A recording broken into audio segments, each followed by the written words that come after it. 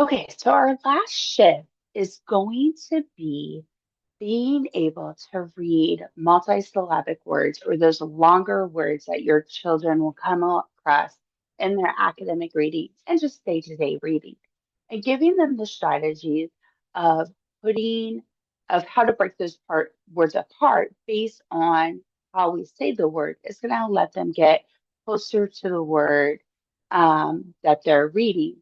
We are going to take all the previous shifts and apply it to this with a few other tweaks. So when we have the word, say this word,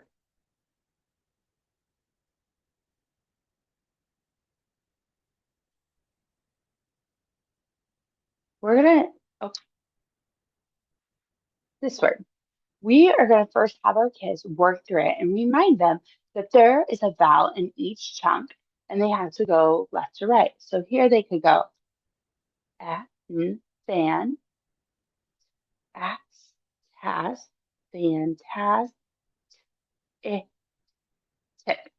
fantastic. And I have my kids build the habit of doing the chunk, doing the next chunk, putting it together because that's going to lessen the cognitive load and help them retrieve it faster. And then I have them read the last chunk and put it together with the ones that have been fused together. They have that word fantastic. And you want them to start noticing as they read how the sounds could go together because if they had tried to do that,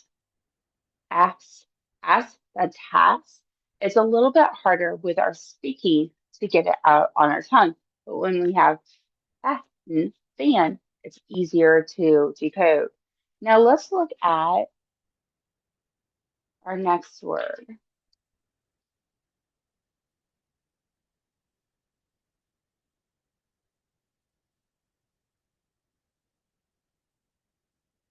So here's our next word.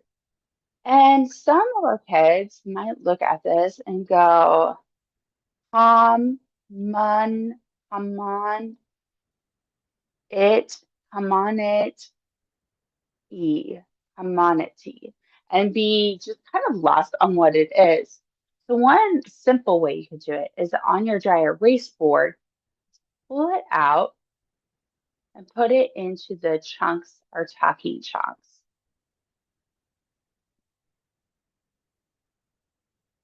Okay. And then they can work through it.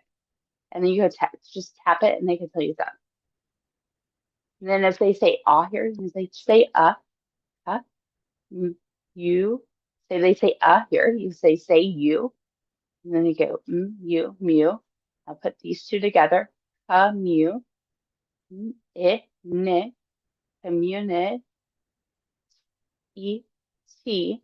Now watch on this one. If we do t, community, you would say, change this to a duh because we usually say community. They're in our community. So this T represents that duh spelling.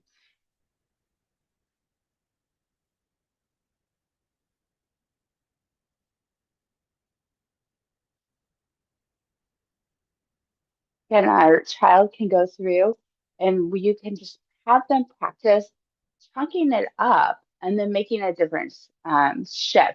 So they might go, I, mice, it, tip, my stiff, e, my stiffy. And then it's like, okay, wait a minute, that's not a word. And so you say, okay, let's chunk it apart a different way. Let's make the chunks a little bit different. And so then they might go like this. And you might see, they might go, e, me, este, misty, e, fee. And they might struggle. And then after they do that, you can go and say I here, or say I here, I, me, me, st, mist. And then here, you could say, okay, and say they say E here. You could either say, what else can that say? And then they put it together. Or you can just say I there. Five. Mystified. Mystified. And then you can talk about the meaning. Um, Another thing is when our kids see words, they might not see. This is why making these shifts are important because sometimes, or really lots of times, there's little nuances. So, what is this word?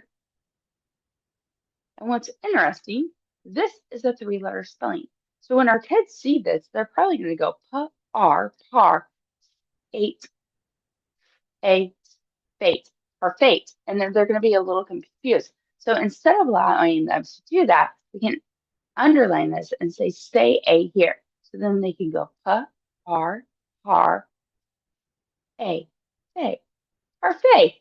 And then what I like to do is have them circle that tricky part with a different color. And they remember that that's that A spelling. And that goes back to the one sound can have multiple spellings and they can remember that's a different way of representing A.